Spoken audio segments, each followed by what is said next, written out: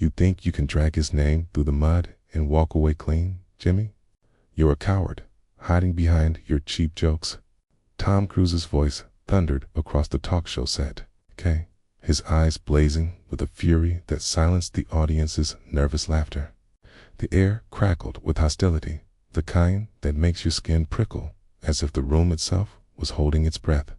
This wasn't the polished, charming Tom Cruise the world knew from red carpets and blockbuster films. This was a man unhinged, his fists clenched, his jaw tight, ready to tear into Jimmy Kimmel, who sat behind his desk, smirking like a fox caught in the henhouse but too arrogant to care. The crowd, expecting light-hearted banter, shifted uncomfortably in their seats, sensing a storm about to break. What had started as a routine interview to promote Tom's latest film had spiraled into something raw, something dangerous.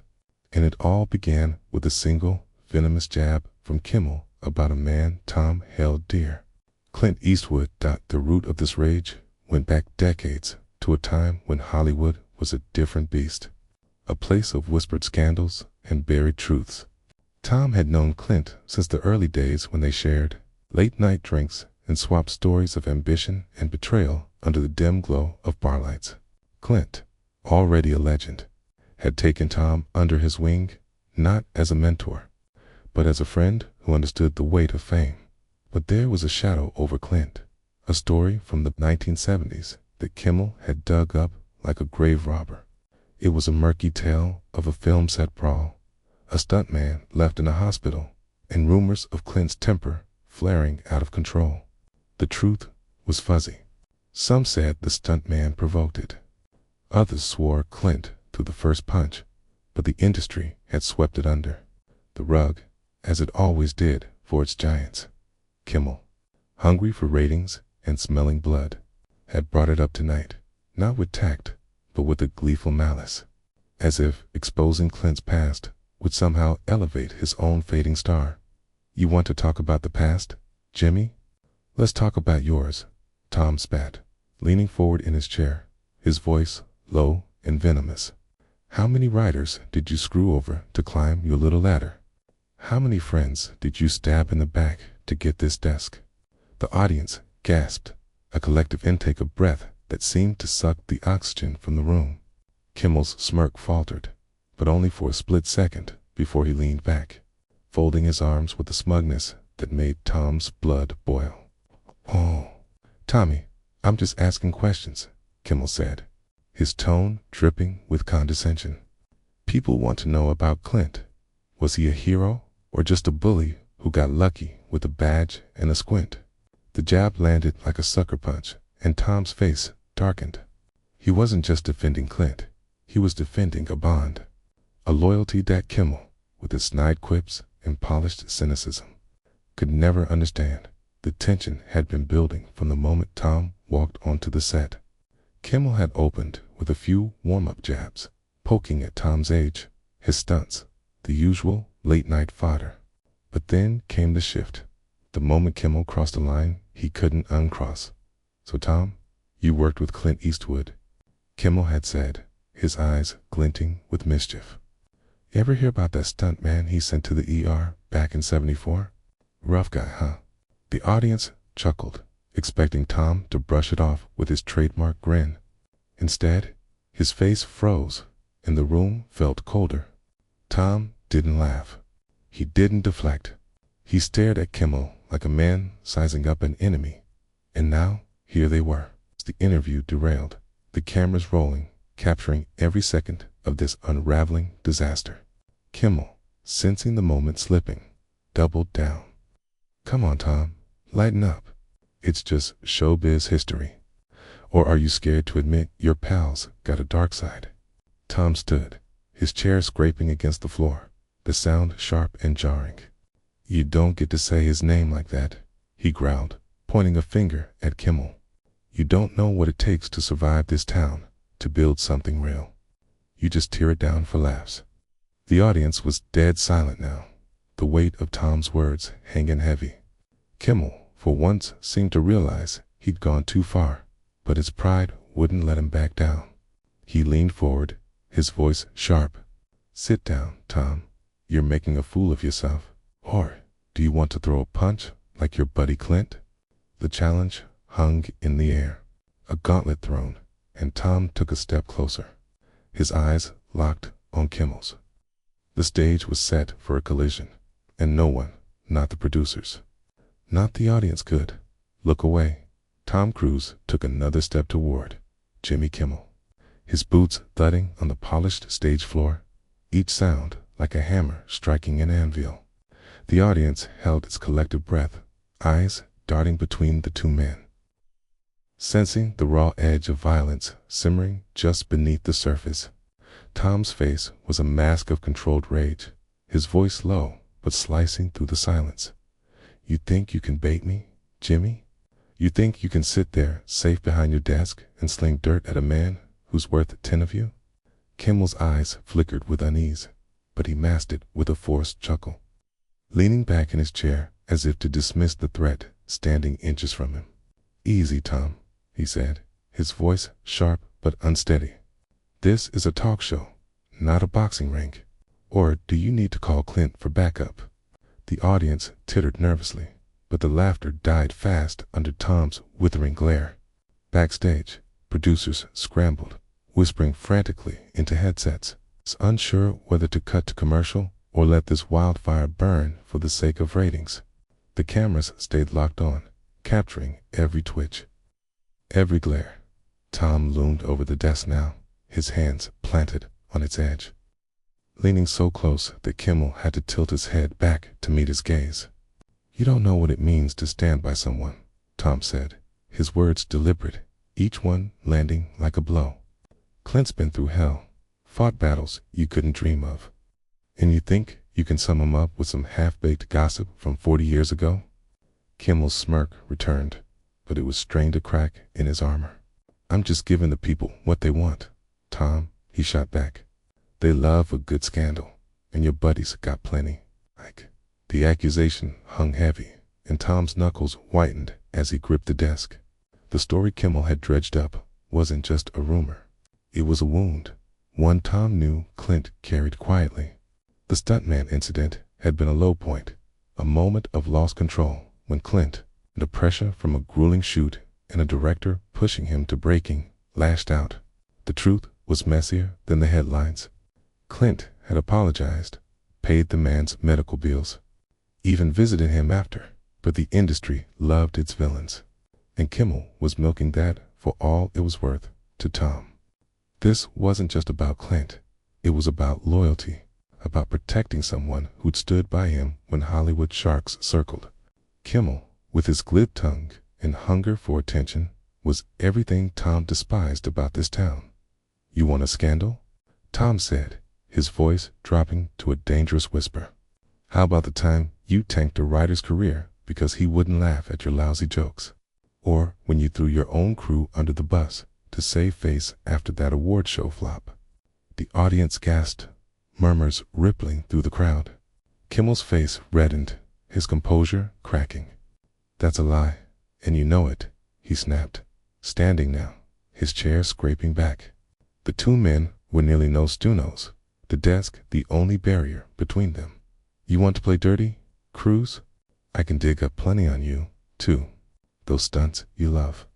Reckless. People get hurt. Maybe you're not so different from Clint.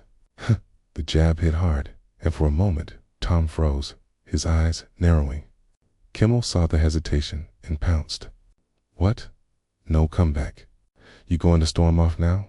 Or are you man enough to stay and face the truth? The audience was on edge, some leaning forward, others clutching their seats, caught in the thrill of this unscripted chaos. Tom's jaw clenched, but he didn't back down. Instead, he straightened, his voice steady but laced with venom. The truth. The truth is, you're a parasite, Jimmy. You feed off other people's pain, twist it for laughs, and call it entertainment. Clint's a legend. You're just a guy with a microphone who thinks he's untouchable. Kimmel laughed, but it was Halawa, desperate attempt to regain control. Untouchable. Look at you, Tom, losing it on live TV. This is gold. Keep going. Give me more. He gestured to the cameras, his grin taunting, but his eyes betrayed a flicker of fear. Tom saw it, and it fueled him. He stepped around the desk, closing the distance, his voice a low growl. You want more? Let's talk about what happens when you push a man too far. The crowd was silent, the tension so thick it felt like the air might snap. A producer signaled frantically from the wings, but no one moved to intervene. This was no longer a talk show. It was a battlefield, and Tom was ready to fight. The stage felt like a pressure cooker, the air thick with the heat of Tom Cruise's barely restrained fury and Jimmy Kimmel's defiant sneer. Tom stood inches from Kimmel, the desk no longer a shield, his presence towering despite their similar height. The audience sat frozen, their earlier murmurs replaced by suffocating silence, every eye locked on the two men. Tom's voice cut through, sharp and deliberate. You push and you push, Jimmy, but you don't know what it's like to face the consequences. You think you can tear into Clint, into me, and walk away with a pat on the back. Kimmel's grin twitched, but he held his ground, his hands gripping the edge of his desk like a lifeline. Consequences. He scoffed, his voice loud enough for the cameras, but brittle at the edges. You're the one about to tank your image, Cruise. Keep this up, and you'll be the story, not Clint. The accusation was a spark in a powder keg. Tom's eyes flashed, and he took another step, so close now that Kimmel instinctively leaned back, his bravado faltering. My image, Tom said, his tone low, almost a growl. I've built my life on doing what's right, standing by the people who matter. You've built a career on tearing them down. You think that makes you clever? The crowd was a sea of wide eyes, some clutching their armrests, others whispering to neighbors, unable to look away from the unraveling spectacle. Backstage, a producer waved frantically at the stage manager. But the cameras kept rolling, the network sensing a viral moment too potent to cut short. Kimmel, cornered, lashed out. Oh, spare me the hero act, Tom. You and Clint, you're cut from the same cloth. Big egos, bigger tempers. That stuntman he put in the hospital, that's the real Clint, not your saintly mentor crap. The words were a blade, meant to cut deep. And they did. Tom's face tightened. Memories of Clint's quiet remorse flashing through his mind, late-night confessions over whiskey. Clint admitting his mistakes, vowing to be better. Tom had seen the man's heart, his grit, his loyalty. To hear it reduced to a punchline by Kimmel, who'd never known struggle beyond a bad ratings week, was unbearable. You don't know him, Tom said, his voice steady but laced with menace. You don't know what it takes to carry the weight. He has to keep going when this town tries to chew you up. You just sit there tossing out lies for applause. Kimmel laughed, a harsh barking sound, but it didn't hide the sweat beating on his forehead. Lies. The stuntman's medical records aren't lies, Tom. Broken jaw, cracked ribs. Sounds like your pal's a real stand-up guy. The audience gasped, the details hitting like a shockwave. Tom's hands twitched as if fighting the urge to grab Kimmel by the collar. Instead, he leaned in, his voice a hissed warning. You want to play dirty? I know things about you, Jimmy. Deals you made, people you buried to keep this chair.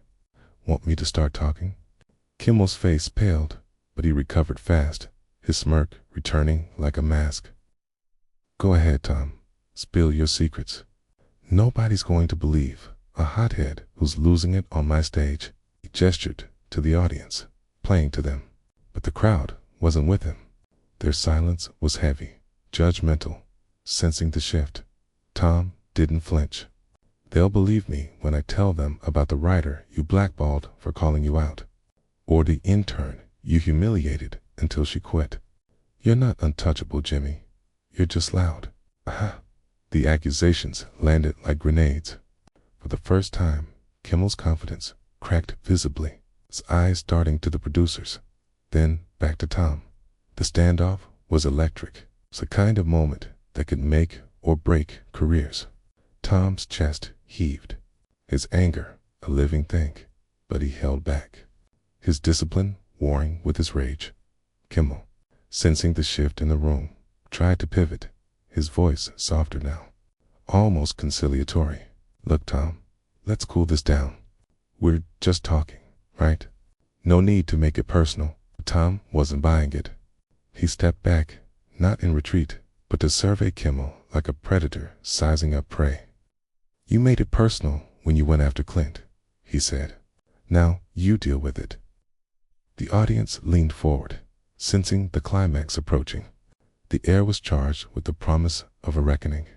Tom Cruise stood motionless for a moment, his eyes locked on Jimmy Kimmel, the weight of his final words still ringing in the air. The audience was a statue gallery, every face taut with anticipation, waiting for the next move in this high-stakes showdown to Mel.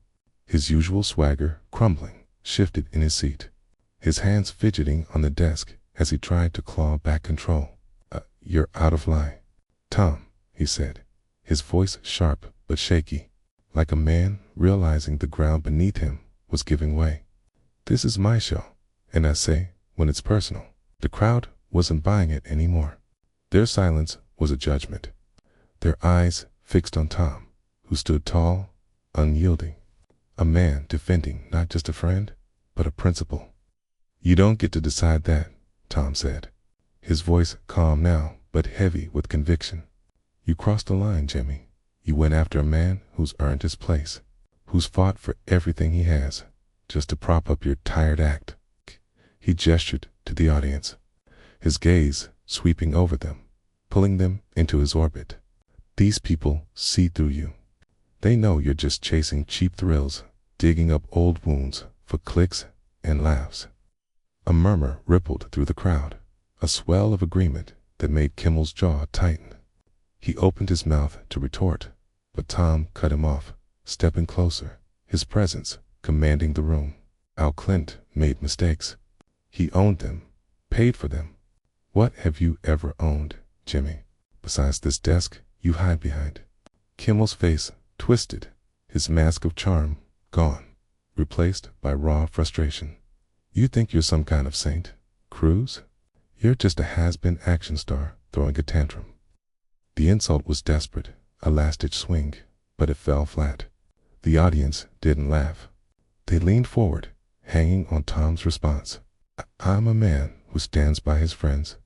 You wouldn't know what that's like, would you? Too busy selling out anyone who gets in your way. The crowd erupted in scattered applause, a few bold cheers breaking through. Kimmel's eyes widened, realizing he was losing them. Backstage, the producers were in chaos one, signaling to cut the feed.